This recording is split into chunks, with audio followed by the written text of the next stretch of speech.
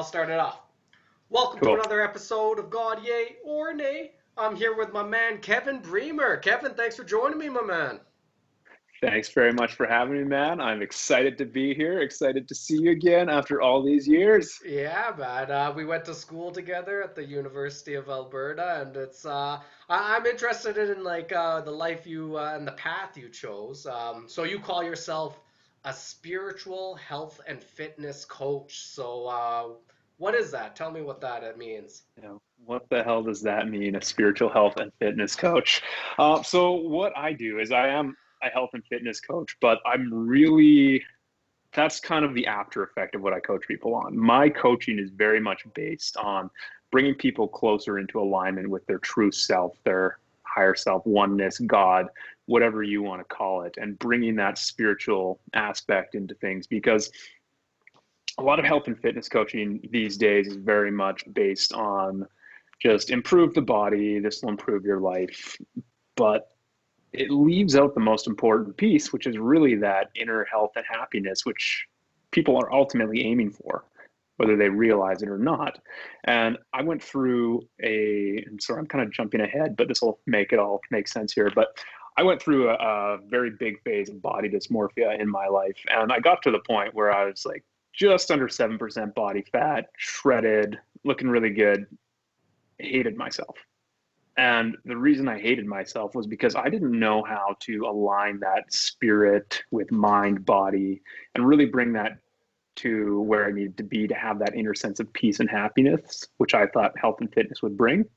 So, as a spiritual health and fitness coach, what I really help people do is yes, get the body where they want it, get into top notch shape, but more get the inside game in top notch shape where they love themselves, they're feeling connected with who they are, they can control their emotions and have the mindset that really brings them the success they want, going far beyond the body and just Hmm. into the rest of their life. Okay, I guess how you would say it is like you start more from the spiritual aspect and like focusing on the inside and allow the health and fitness and that stuff to kind Yeah. of come afterwards. Exactly. I call it health from the inside out, Hmm. essentially, because it really is. I mean, when we focus on who we are and start doing the things we love just because we love ourselves and they're actually in alignment with our highest good, it becomes way easier to do the health and fitness journey along the way because it's not like this, oh, I need to lose weight and I hate how I look and this sucks. Dieting is the worst thing ever. It's more just along the lines of, I fucking love myself and I want to do this because I love myself and I know what this is going to bring me experientially just as I'm able to feel better in this body and learning these things about commitment and dedication and all these aspects of my inner world which I'd ignored up until now. Yeah. No, you know what? I love that. And like honestly, I kind of took the same approach to Yeah, I guess my comedy or my career as well because yeah, I went many years just searching for comedy and just being like, "Oh, I just need to like first let me get my career in order and then the rest will come and the happiness and the fulfillment will come afterwards." When I realized I needed to switch that around and search for the fulfillment and happiness first and then the rest of it permeates. And yeah, and then when you find the the answers after you found that fulfillment first, then all of a sudden like you get to you actually can actually find answers with more in depth or like more depth to them that actually bring you more like peace and happiness along with it, and it just becomes a feedback loop, right? exactly, yeah, because you find who you are. And instead of trying to use this external validation, so like with my case, with my client's case, like often people come in and get the body that will tell me who I am, this external validation, or in your case, where it's like, hit this success measure and that will tell you who we are. It's why don't we find who we are first and then redefine what success is and make everything just fall into place because now it's on our own terms. Okay, so let me ask you about your body dysmorphia. So because I remember you back in university as well, and you were the dude who fucking worked out all the time and always had the best body and all that stuff. But Yeah. so tell me how you looked at working out or your body or any of that stuff back then, And what was Yeah, unhealthy about it back then? sure. So yeah, so I started off actually before you knew me. Growing up, I was fairly overweight, and I'd been bullied a lot of my life. And when I was in the eighth grade, this guy I didn't know in the ninth grade came up to me with his friend, and he just looks me in the eyes and he says, "I hate this kid. He's fat and ugly." And so back then, I mean, in junior high, already in that state of just like, I'm already pretty friggin' insecure. And this was just like now I'm really insecure. And now I have a big thing to be insecure about. And so I carried that inner dialogue throughout basically all of university because I got to high school, ended up losing all that weight going into the 12th grade. But then it was I started getting compliments, and it became this external validation feedback loop where I needed other people to compliment me so that I could actually feel good about myself. And because I'd been bullied up until about the 11th grade based on my weight, I tied everything into being, it's all about the body. So if I have this body that looks good, then I'm lovable. That means I'm acceptable. But I could never fulfill that because it was the way it works, right? Like once you hit a certain weight or a certain body, I mean, yeah, you'll get the upfront compliments, but then people are used to what you look like. And Hmm. so then it became this thing's like, okay, well, the compliments stop. So I need to keep getting more and more and more in shape because if I'm not getting the compliments, I'm probably not lovable anymore. So I was on this just unwinnable journey where it's just I had to keep getting more and more and more in shape. So like yeah, throughout university, it was just I had moments of extreme confidence and extreme self-security, and then moments where I was just like, I am the most worthless human being on the planet because I haven't gotten a compliment in like 3 days. Mm. And so that drove me to just being like, it was never a healthy get in shape because I love being in shape.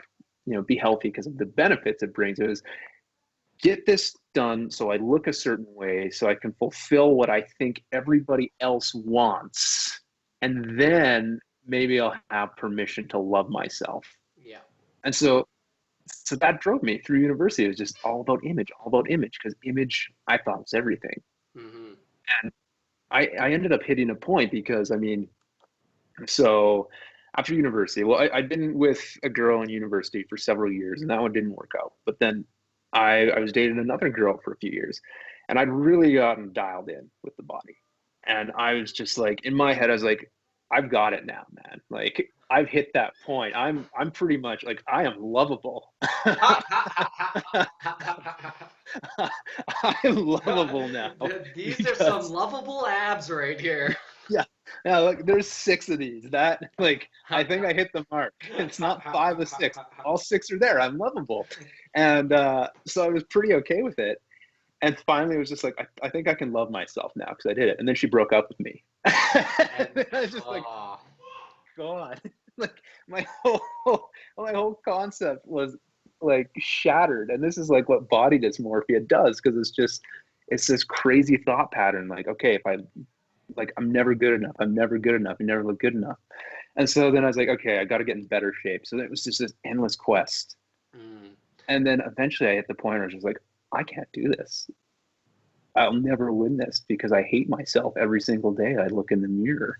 hmm, And that just set me off on a whole different journey because that's when I realized I don't think this has anything to do with the body at all. This has everything to do with I don't know how to love myself. yeah, and that's probably the moment when you have that kind of realization. That's the moment where you stop looking outwards and like kind of point that attention inside. Then, right? Yeah. Yeah. Yeah, yeah. You know what's like hilarious about that? I just see so many parallels to comedy. Like, I don't mean to keep bringing it back to it, but like just like No, I love honestly, it. with stand up, it's kind of like fitness in the sense like when you first start fitness, especially if you're like out of shape, like those first maybe year, you're making so much progress. Everyone's like, oh, look at you. And you get all this validation. It's the same with comedy. When you first start it, the first year or two, you're making so much progression that everyone's noticing it. And then all of a sudden you're getting all this Yeah. feedback and you're like, yeah, yeah. And then you keep like, you get addicted to that validation. But then when you're in it for a few years, like, people aren't noticing your progression that often, and like you have to like, so then all of a sudden the validation kind of starts going away, and then like, yeah, you start getting into those deep depressions because when it's not coming as often. And Yeah. it's it's a way like looking for external validation is just so unhealthy, and it's what Mhm. we're addicted to in our society and our culture. And even like now with social media, which that's pretty much all it is, it's external validation in the base of Yeah. likes and shit. And like it's such an unhealthy way to live. And I think we've already seen it, like young kids are like depression's way higher in them because of this. Yeah. And Yeah. no, sorry.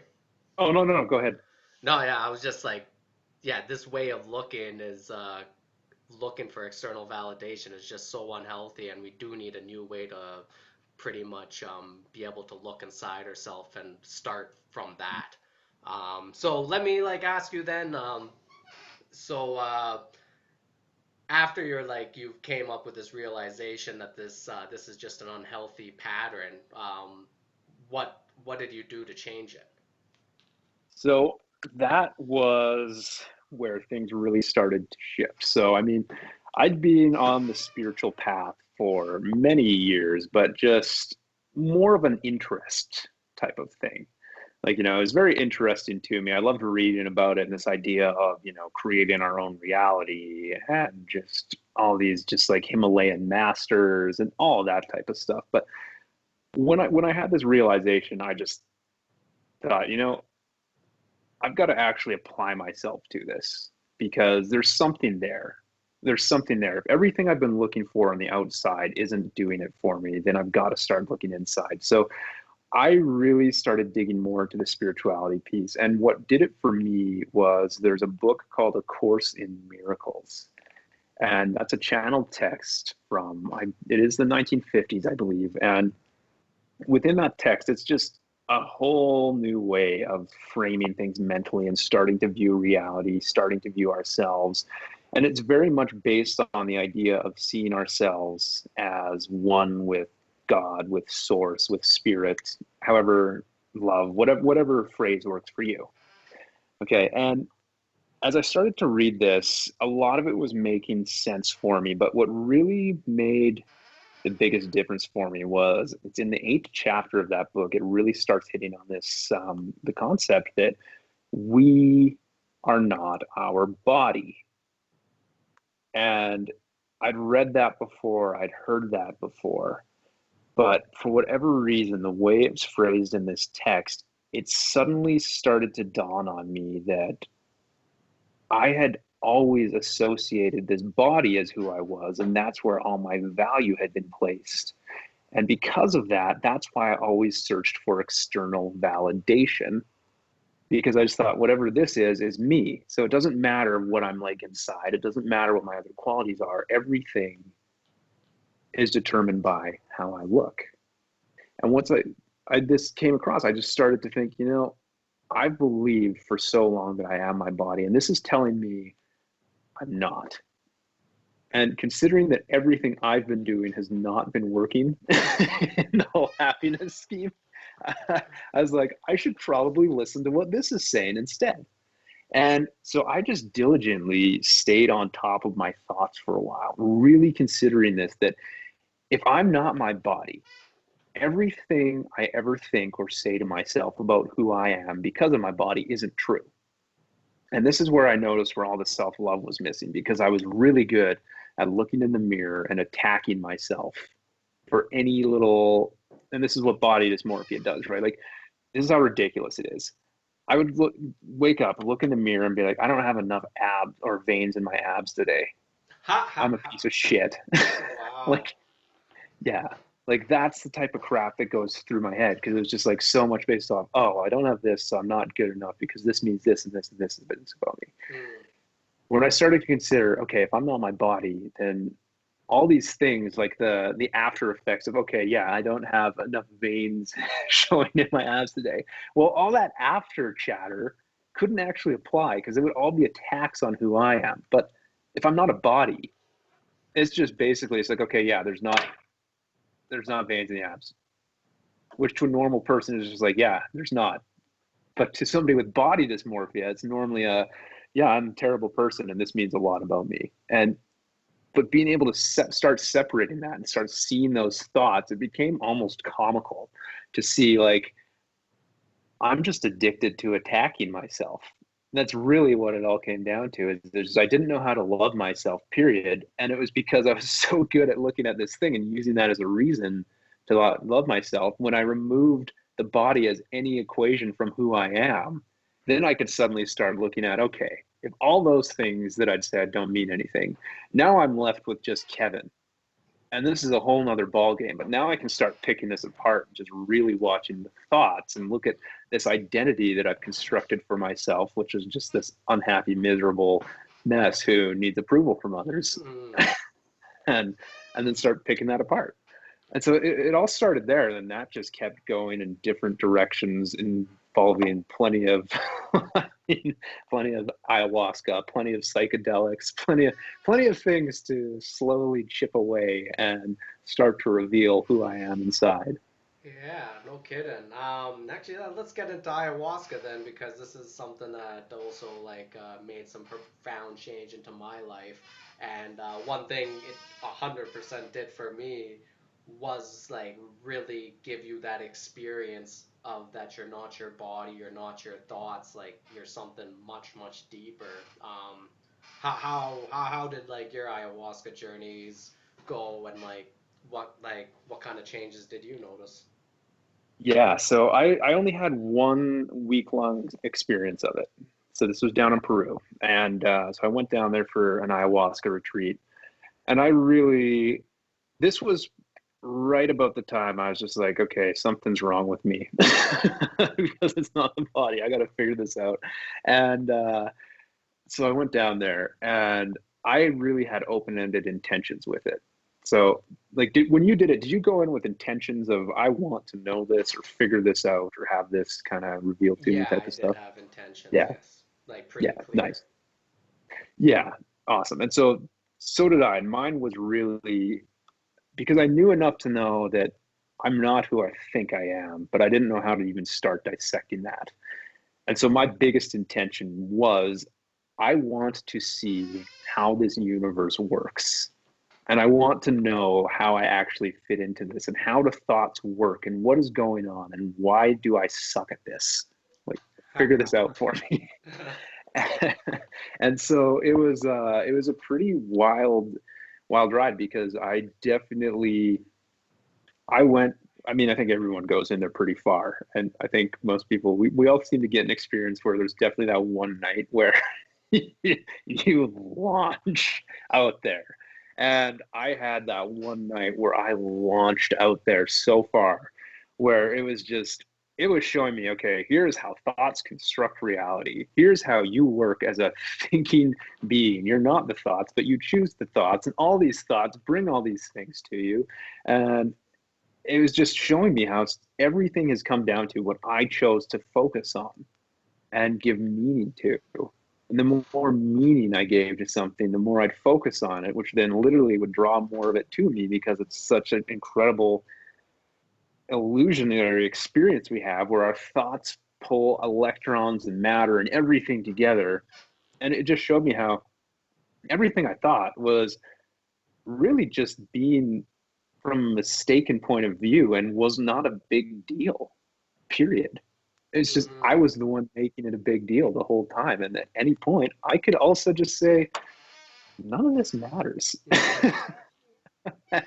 And none of any of this really matters because then it's like what you were saying, where we get this idea of in this beginning of the knowing, we're much bigger than this human body we see.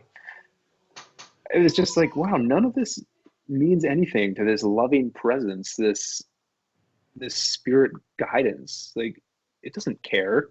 Like, period.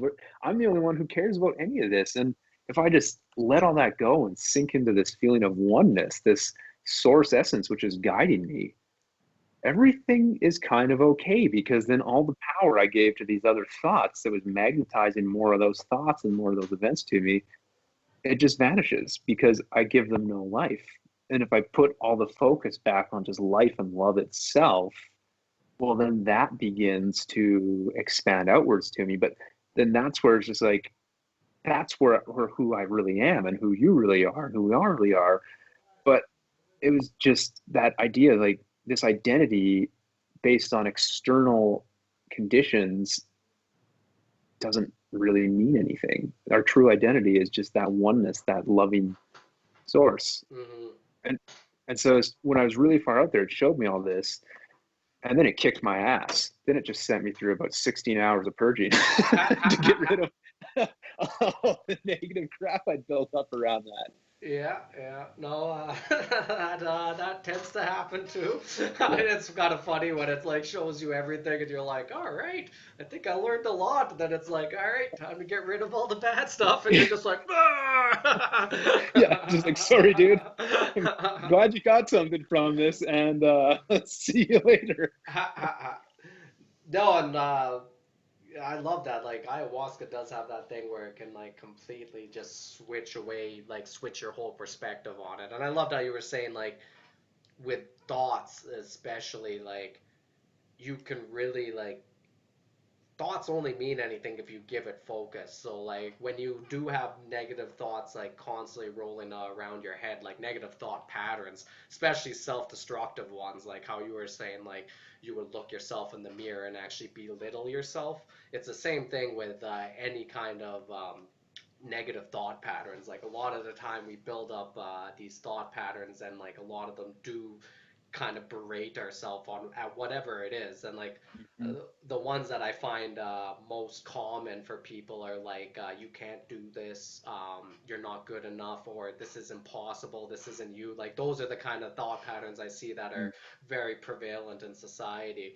But the thing that I noticed like when I started like actually understanding this concept of like you can't just like focus on it is like when those thought patterns come up, you don't fight them because like that's what a lot of people try to do when they like first like get this concept. They start to fight them and be like, "Oh, I'm thinking these," like no, and like that in itself just Yeah, makes it yeah, kind of get worse and worse. So the whole point of them is just to kind of recognize they're there and just be like, all right, I'm not gonna like feed into them.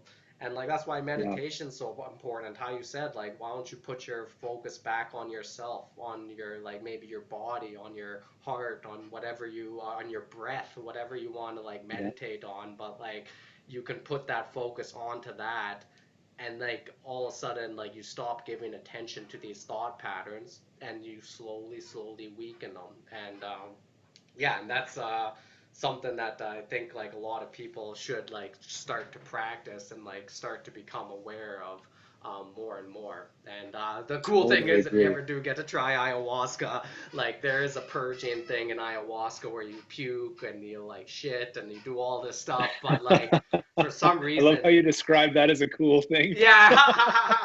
But like honestly, it you'll notice a ton of your thought patterns are completely like gone after your purge. Like I noticed there was like especially when I did it, like a lot of fear and a lot of thought patterns that didn't make me believe in myself and my confidence. Like a lot of those were completely gone afterwards. There's Yes. always going to be remnants of it there because you have this kind of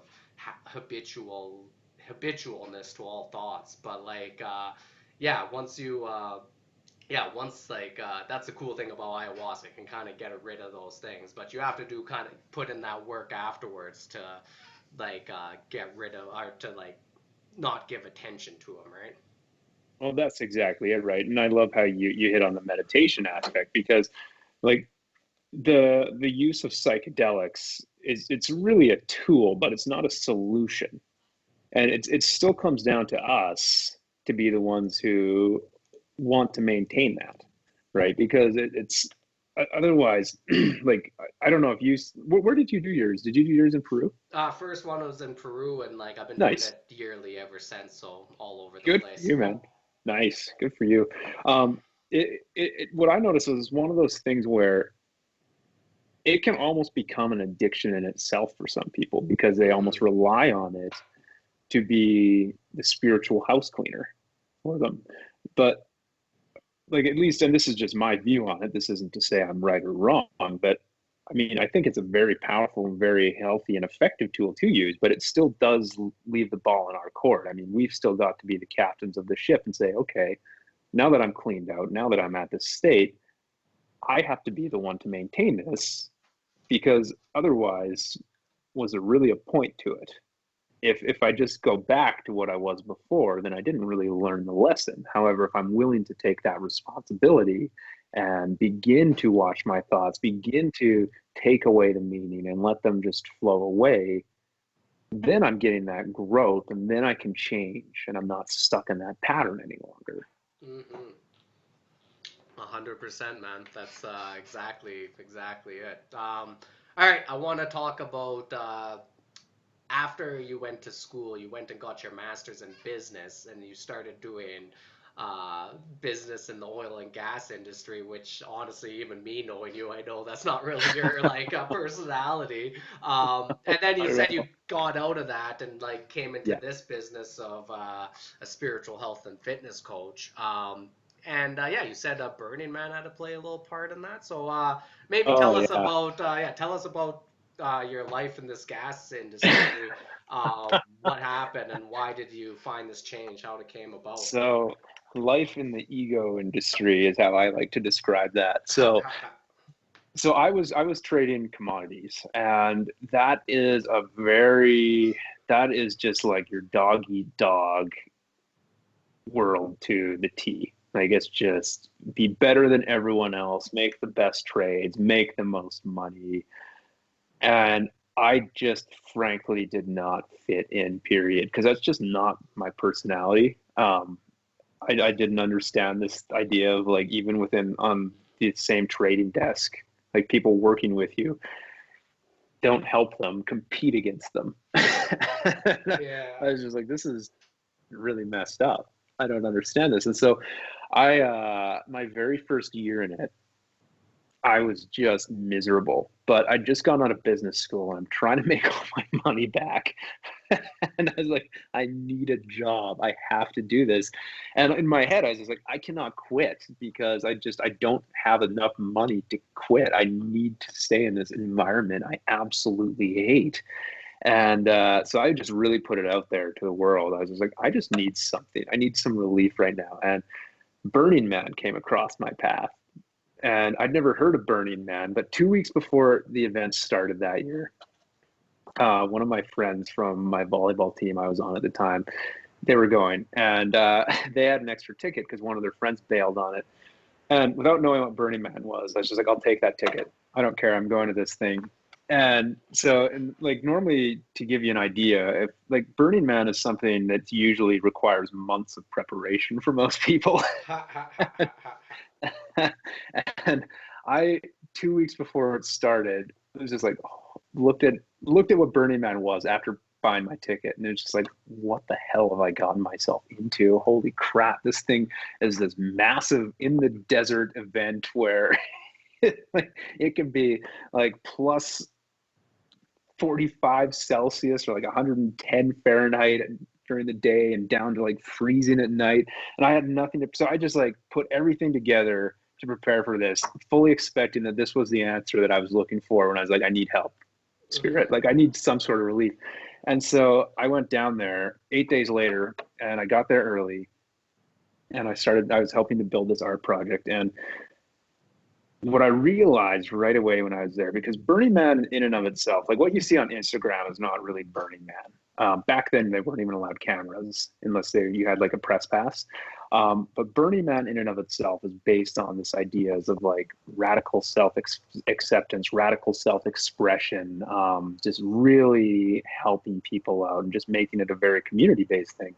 And I got there, and it was just such an interesting parallel or completely not parallel, but like it was so different from gas training because on one hand, my whole life was in this ego centric, just compete, outdo everyone, don't help everyone. And then I went to this place where it was do things for the love of everyone, contribute to everyone, and like good things will just come your way. And it just felt so natural because I believe that really is at our core exactly what we're all about is just loving one another, seeing each other as brothers. And so I started to experience that. And then also because it is a very, like, it's a crazy environment. And I mean, I was not prepared for it at all. I'd gotten down there 8 days. So I had like no shade. I had no anything. I had a tent. It was dusty as, like, I've never been so dusty in my life. Super uncomfortable, right? Like, couldn't even sleep in my tent. It was so freaking hot. It was covered in dust because dust gets through everything. So I was just this dusty disaster. And it was a really funny moment in my life because I realized right there, I was like, this is where I first started to realize how powerful our thoughts are. Because I just was like, I've got a full week out here and I can be the most miserable person if I want because I'm dirty, I'm dusty, I like I can't sleep, I'm too hot. Or I can just decide to find the very best in this moment. And I just made up my mind. I was like, well, that's what I'm going to do. And it was a really interesting thing because in that whole week, I just was always just like, I'm just going to be as happy as I can. I'm putting no meaning on anything. I'm just going to see what comes my way and have fun with it. And I mean, granted, it's Burning Man, so I definitely tried quite a few different drugs, which I'd never been exposed to before, and that opened things up as well. But this was the very first time where I experienced what happiness was again, because I'd forgotten what happiness felt like. I had no idea at that point. I'd had body, like I still had body dysmorphia at this point, to be honest. But that was the first time in, I couldn't even tell you how many years that I felt happiness. And it was because I stopped making myself unhappy. And that was where it was such a funny realization because it was just the only one who's ever been taken away from my happiness was me the whole time. And I just had to stick myself in this crazy environment where I wasn't surrounded by the things I normally was giving so much meaning to realize that it's only me doing it. And so this is where I have like one of my favorite stories about how when you align with love, things really shake up and work in your way because I was so happy there during that week, not thinking about work at all, about this career I hated, that I was just like, happiness is way more worth it to me. I'll go home and quit, and I don't care if I'm homeless. I just do not want to be unhappy. I will be happier homeless than I would be at this stupid job. And it was just like, here's the universe aligning up because I was so happy about it. Went back, got there the Monday morning, 2 weeks in hand, ready to hand it in. And the one guy I worked with was another young guy who also hated it and was ready to quit. He's just like, dude, stop. While you were gone, we found out we're all getting laid off because one of the traders lost all the money. So we're getting severance packages. And so it's just like the universe just aligned this whole thing for me. And I just got to quit the job. And it's just like, holy shit. So this is what love and spirituality actually really means. Like, not so much the getting rid of the job, but if you align with love, everything starts to work.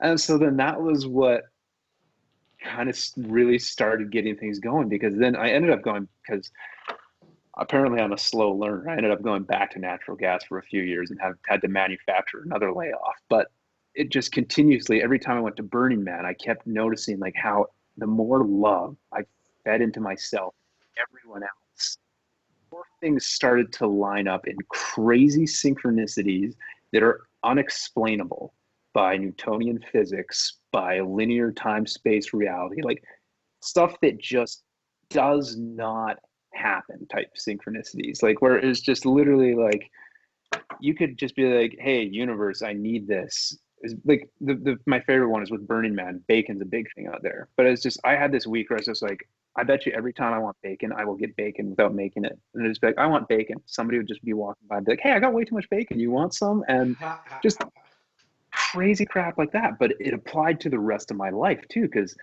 I'd start focusing on things I didn't like with love. And the more I sent love to them and took this meaning away, because it's just, to me, it's like, it's the same as Burning Man, really. If I send love to it, it'll just, then I'm not unhappy at the very least. It might not change anything, but I won't be unhappy.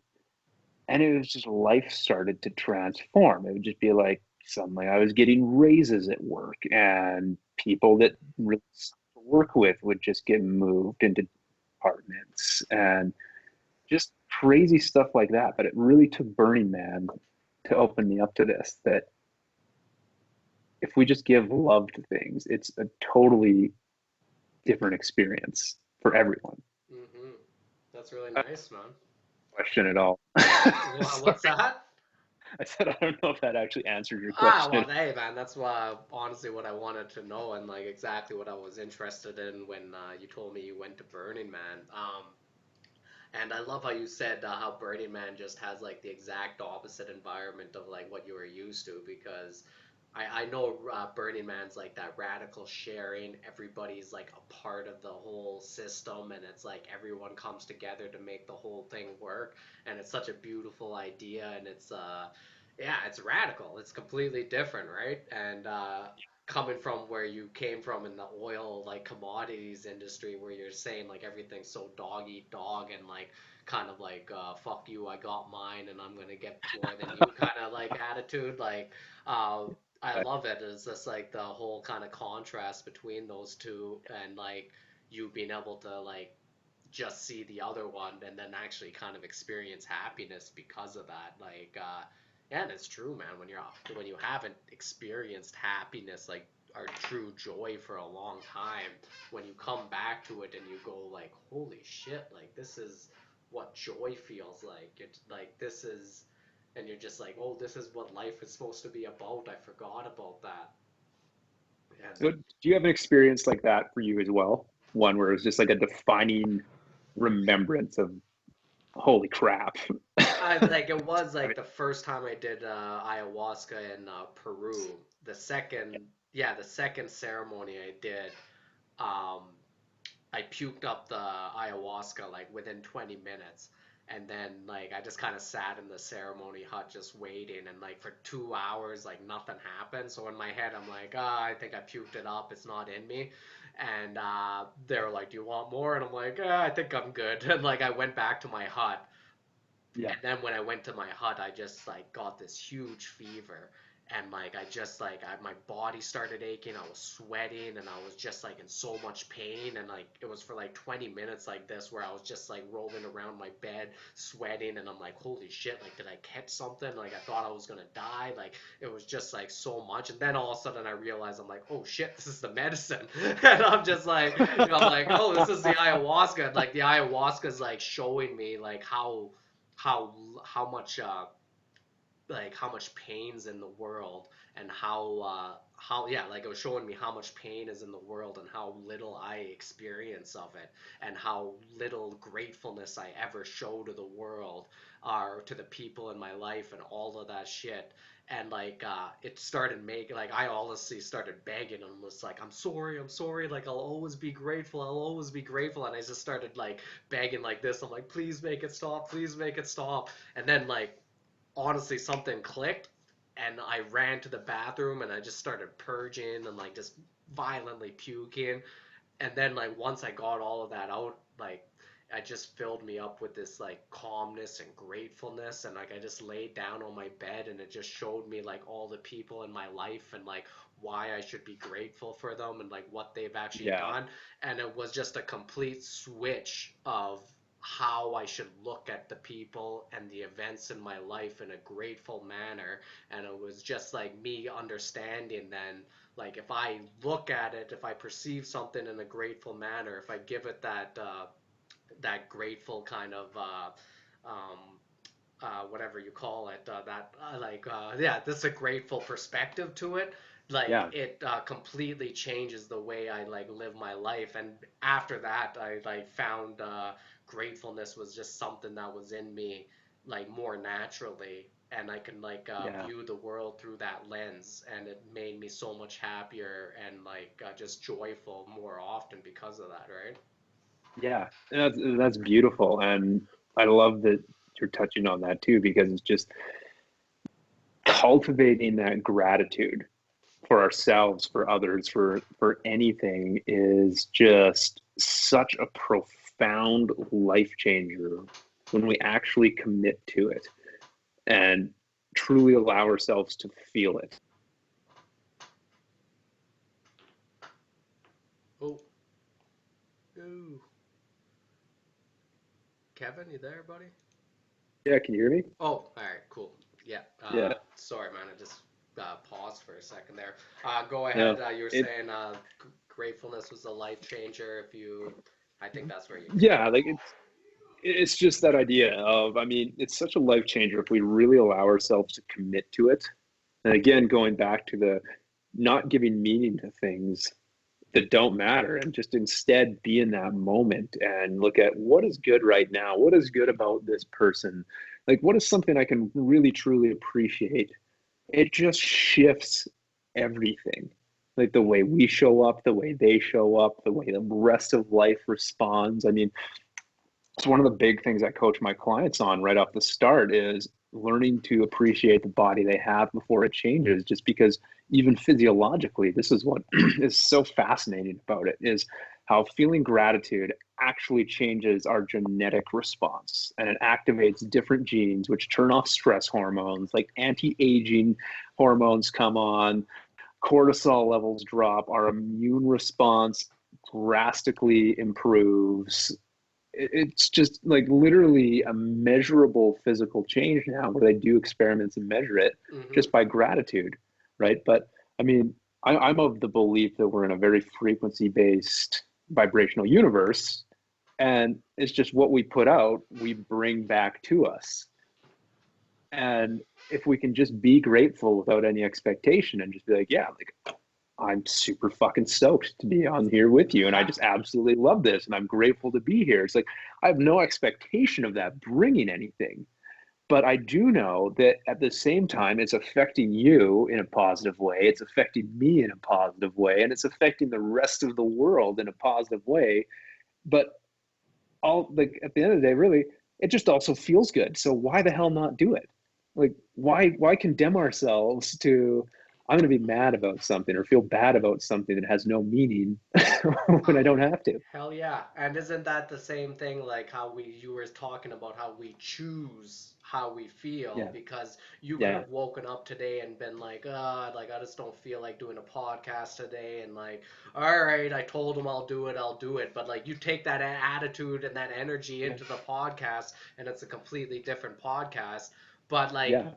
even if you woke up and you were feeling tired and not into it, you can Mhm. change the way you feel and be like, hey, I'm going Yes. to bring this like into a more grateful attitude. And like I like how you said, there is now experiments showing that like your physiology actually changes too with these kind of attitudes and your like gratefulness and like joy and stuff like that. You'll have a different chemicals rolling through your body, Mhm. and that's why you should have these kind of practices to bring these states into you more often, because it'll change the way your body is. And like Mhm. that, yeah, and the chemicals that are rolling through your body, and you want chemicals that are more joyful or more because of gratefulness, because we all know the chemicals with anger or stress and all of those stuff, that's where you end up Yeah. getting disease if you keep those kind of chemicals rolling through your body throughout your life, right?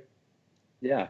Exactly. And it's a funny thing because it literally takes nothing to feel grateful. And if we can just focus on it for 3 or 4 or 5 minutes, not only do we get the physiological changes, but it literally changes our whole day because it's just like you said, you can wake up and be pissed off about something, or just say, I'm not going to do this. I'm not going to stay pissed off all day about this, whatever BS excuse I've used. I'll find something instead to feel grateful for. And that literally will change the trajectory of that entire day. And what did it cost? 5 minutes where we force ourselves to feel good? Like, That's a price I'm willing to pay. Well, when you put it that way. All right, Kevin, I got to ask you the question. It's the name of the podcast. So, Kevin Breemer, God, yay or nay? Oh, absolutely, yay. Absolutely, yay, man. I I thought mean, so. I thought so. yeah, yeah. I uh, mean, even if you don't believe in God as God, just if anyone goes and reads anything and what they've been doing in quantum physics for the last 15 or 20 years, there's a pretty good case that science has as well. So, nice, nice. All right, man. Well, I do want to like get people to like kind of check out your work and stuff, but like, I guess we didn't really talk too much about it. So like, let's give my audience like a little idea of like when people come to you as a yeah, spiritual health and fitness coach, and they want to make changes in their life. They want to have a better body and feel better about yourself. Like, where do you start usually? we start with where they are right now because it's we so often have this idea of delayed gratification, like if I get this body, then I can love myself, or then I can feel good, or then I'll like my body. And I start right at the beginning because if we can't find things to appreciate right now, it's not going to change when we suddenly change the body. We still carry our mind with us. So if our mind is really good at finding flaws, yeah, we'll change the body, but they're still going to find all the flaws, which is just a waste of time. So we start with just, okay, what's your story right now? What are you telling yourself right now? Let's start identifying and finding these limiting beliefs, these limiting stories that we tell about ourselves, our bodies, our lives, and we deconstruct them. We start questioning them, breaking them all down, just really doing some powerful techniques to release negative emotions, break down stories, simple things like mirror work, where it's just instead of focusing on the crap we don't like, actually find things we do like and break mental patterns right from the start, and then just progressively build them into changing their eating, their exercise. So just nobody gets overwhelmed. They do this. It's not that shock to the system, kind of the New Year's syndrome where people are like, I'm going to just, it's January 1st. I'm going to the gym 6 days a week now and eating salads. Like, no, we do it in a way where it's very sustainable and it kind of sneaks it past the ego because it's our ego, it's our story which holds us back. So we kind of come in underneath it and pull the rug out from underneath the ego, and so then suddenly changes happened, but we've done it in a way where they were happy the whole time because they were working on loving themselves. And ultimately, they release their story. Because a big thing I help people do is lose weight. But really, what I'm helping them do is the weight is a byproduct of losing the story of who they thought they were. And so it just starts, it's all inside out. And it's really fun and really funny in a way too, because it's just people will be like, I used to hate exercise and I never thought I could do this. And I never thought I was this type of person. But 3 weeks in, I just realized that was a bunch of bullshit that I've been telling myself for years. Oh, hell yeah. And I love that with the story because like when you start like actually looking at these stories you tell yourself, you'll like it is funny because you'll see stuff about like stories you tell yourself where you're like, what? Like how the hell Yeah, did I keep telling myself that for years? And like yeah, one yeah, could easily be like I don't like working out or I don't like just staying active. And then when you go and do that, like you're like, oh, this is like I just actually started like in the last few months I started running again and yeah, I used to tell myself for years that I like working out, but I hate running. Running just sucks. And like I used to yeah. tell myself, and then like yeah, just a couple months ago, I was just like, yeah, let's go for a run and see what happens. And then I enjoyed it. And then like now I'm running a Nice. lot more, and I'm just like, oh, like was I telling myself that the whole time? Like I enjoy this shit. Yeah. Good for you, man. Yeah, run. I love running. It's just that is one of my Zen zones where I was just a little stressed about something and I can't really focus enough to sit down and meditate. Go for a run. It'll sort it out. That's awesome, man. Well, that's our time, dude. This was so much fun. Tell people where they can find you, and let's hope some people come and reach out to you. Yeah, so I'm actually hilariously old school right now. So you might love this because just going back to that external validation of Facebook, I hated Facebook for years and avoided it for years. And I've literally shifted everything onto Facebook because I can actually interact with people that way. So you can find me on Facebook. Right now, I've been running it off my personal profile. It's just K Breemer, Kbreemer. I've got another Facebook group in the works. I had to shut down my other one just because I lost control of it in terms of I wasn't a good moderator. So take that down. I'm rebuilding a new one, but literally it's just the next month or two. It's just off my personal profile. I don't use a website anymore just because I can't interact with people, but I will have that Facebook group up and running again. There's tons of free content on my profile, which will all be in the group. So even if you never work with me, you'll figure out how to do what you need to do. And then you want to go to the next level, then cool. All right, so just K Breemer. Okay, Breemer, that's it for now. And I was laughing about this earlier. I was like, I should have really gotten all of this done in the last month, but I was moving, and Oh, hey man, here we are. no worries, and that's actually where I'm following you on too, and you do Yeah. post a lot of great videos and everything, and it's a good place to keep in touch with you, and yeah, if people want to like hire you as a coach or learn more, just go give them a message. Yeah, just fire it my way. We'll see what we can do. I mean, all I say to people is even if you don't work with me, I'm not concerned about that. But if you've been waiting to make a change in your health and fitness, just stop waiting. There's never a better time than now. It's just do it. 30 days from now, you'll be so happy you made a change.